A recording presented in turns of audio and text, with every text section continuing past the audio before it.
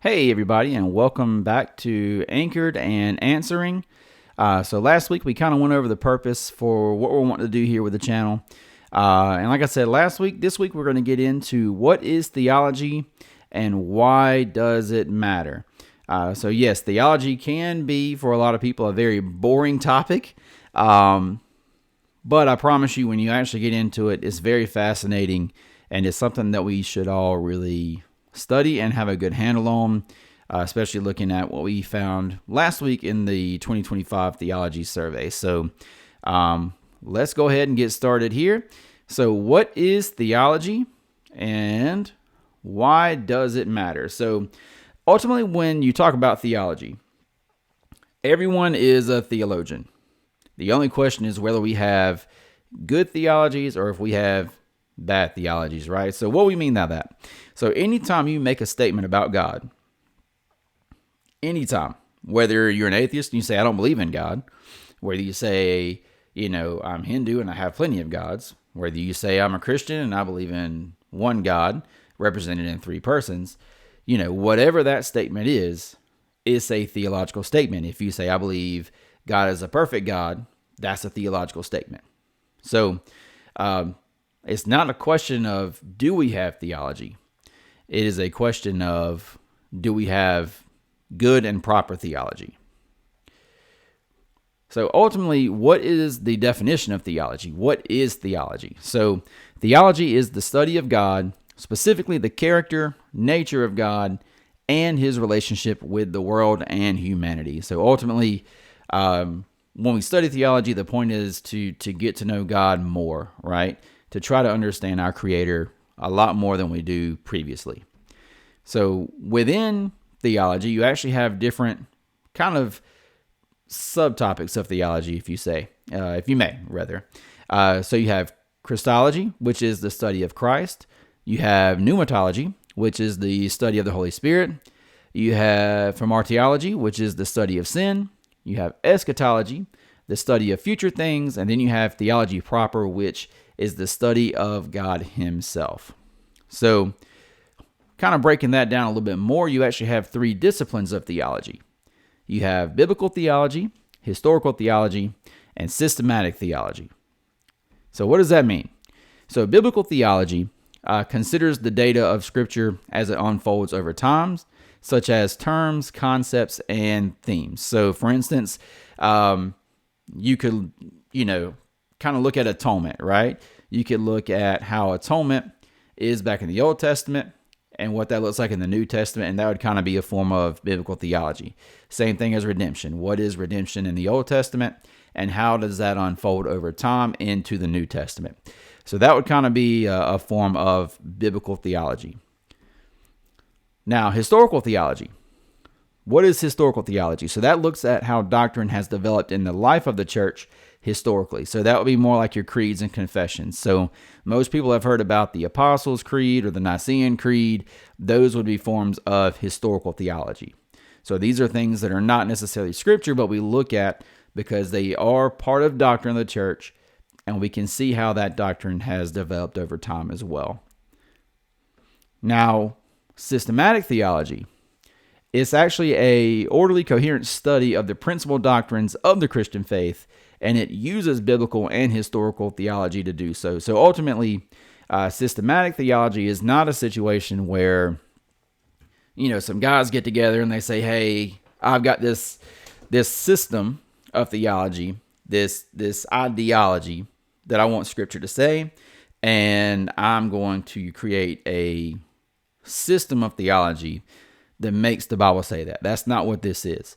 Ultimately, systematic theology is trying to take the key data from biblical and historical theology so that we can actually understand the doctrines as they are understood, not only through the apostles, but the early church a little bit better. So again, we can understand why we believe what we believe and where it came from, right? So we can actually understand the history of those beliefs.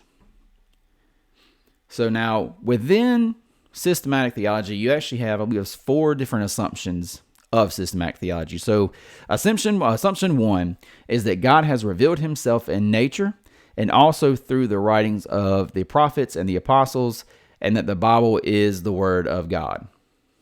Right? So assumption number 2 is that when God reveals himself, he reveals himself according to his own character and nature. So God's not going to reveal himself as something that he is not, because at that point, then, God's doing something that goes against his character, because God cannot lie. All right. We have assumption 3. So assumption 3 is that God's revelation in Scripture manifests those qualities. So there is a unity to the Word of God despite the diversity of its authors. So, of course, the Word of God was written by multiple different authors over a wide span of time. So even within that, we understand that the Bible and the words that those people wrote down were inspired by the Holy Spirit. And so that brings a actual unity to the Word of God, again, despite the diversity of its authors. And so finally, we get to assumption 4. So assumption 4 is that God's revelation is also consistent. He is the same yesterday, today, and forever. And we can actually see that in Hebrews 13, verse 8. And that says that Jesus Christ is the same yesterday and today and forever. Now, what is the value of theology, right? So we've kind of gone over a very quick overview of what theology is, and the breakdown of the different disciplines of theology. But what is the value of theology? So I would say if you want to see what the value of theology is, let's look at 2 Timothy 3:16 through 17.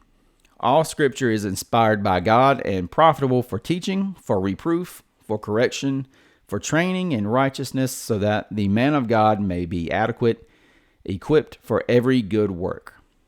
So 2 Timothy 3:16 through 17 is telling us that theology, and ultimately through Scripture, is profitable for teaching, for reproof, for correction, and for training, so that the man of God may be adequately equipped for every good work. So in other words, so that we can do the things that God wants us to do, right? So we can live with the fruits of the Spirit, and so that it'll actually help our testimony by doing so.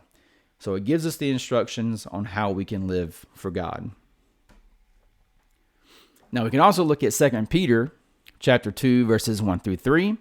And it says, "But false prophets also arose among the people, just as there will also be false teachers among you, who will secretly introduce destructive heresies, even denying the master who bought them, bringing swift destruction upon themselves. Many will follow their sensuality, and because of them, the way of the truth will be maligned." So what is this saying? So Peter's already telling us back in 2 Peter that false prophets are going to be coming into the church, and they're also going to be false teachers, and they're going to try to introduce destructive heresies. So how do we know when somebody's trying to introduce us to a heresy? Well, we've got to know the truth, right? If we don't know the truth, we won't be able to spot the heresy. So it's almost like I heard somewhere that back in the day that the Fed wanted all the tellers and stuff to know how to spot fake money. So what they did, they didn't send out a lot of the fake money for them to study that and get an idea of every piece of fake money that's out there, right? No, they actually told them, here's what the real money looks like. Here's what it should look like. And anything that deviates from the real money and what it should look like is fake money. So they were able to better identify, counterfeit bills and counterfeit money by knowing what the real money was. So same thing with this. We've got to understand, we've got to read our Bibles, we've got to pray, and we got to understand what we believe and what the Scriptures say, more importantly, because if somebody comes to us and they're going to try to introduce a false doctrine and false teachings, that's the only way we're going to be able to identify it, is by saying, hey, no, that's not right. Scripture says this. That's not in Scripture. That's not a part of Scripture. So not only is it valuable for us to be able to, learn and have correction and reproof, and be able to walk in the ways that God wants us to walk, but it's also good for us to understand what the truth is and be able to spot heresies when those do arise. Now, I do want to make a big difference here, a big contrast, I guess. There's a big difference between knowing about God and knowing God. So knowing about God is purely academic, right? It is informational and head knowledge only. Knowing God is a personal relational experience. It is intimacy with a heart knowledge that leads to an internal transformation. So what does that mean? That means ultimately, you may have a lot of people out there that's got a lot of head knowledge. They might be able to recall scriptures up here, but it doesn't mean anything here. They might have studied it. They might be, have a master's in theology, but if they don't have the inner working of the Holy Spirit and they only know about God and they actually don't know God, then that's a big difference. So it's like, for instance, if I tell you, I know about, let's say, Jeremy Camp, right? I know about him. I've heard his music before. I learned a little bit about his history. I saw the movie, but that doesn't mean I actually know him. That's a big difference. And so it's the same thing with God. We can know about God without knowing God. Now, when we study theology and doctrine, we are ultimately learning more about God, his character, and his attributes.